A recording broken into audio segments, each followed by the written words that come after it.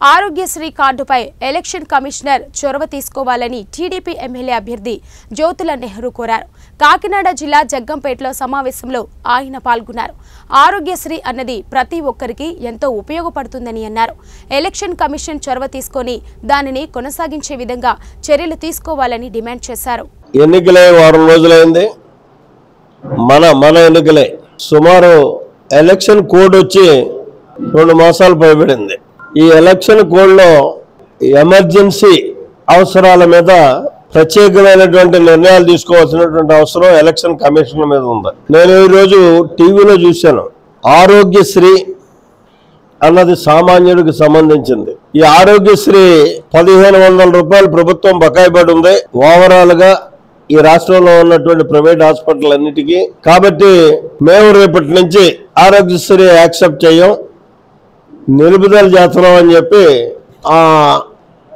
ఏదైతే హాస్పిటల్ సంఘం ఉందో ఆ సంఘం ఒక లేఖ ప్రిన్సిపల్ సెక్రటరీ మెడికల్ రాయడమే కాకుండా పత్రికా ప్రకటన కూడా చేసింది. ఇవాళ ఎన్ననుకున్నా మనం ప్రభుత్వ హాస్పిటల్ ఇప్పుడు ఏమీ అద్భుత దీపం లేదు మన దగ్గర మార్చేయడానికి, సామాన్యుడికి అందుబాటులో తేవడానికి. కాబట్టి ఎలక్షన్ కమిషన్ మాత్రం మీ ద్వారా నేను తెలియజేసేది ఏంటంటే, తెలుగుదేశం పార్టీ తరఫున డిమాండ్ చేస్తున్నాం, ఇమీడియట్ గా దీని మీద ఆదేశాలు ఇవ్వాల్సినటువంటి అవసరం ఉంది.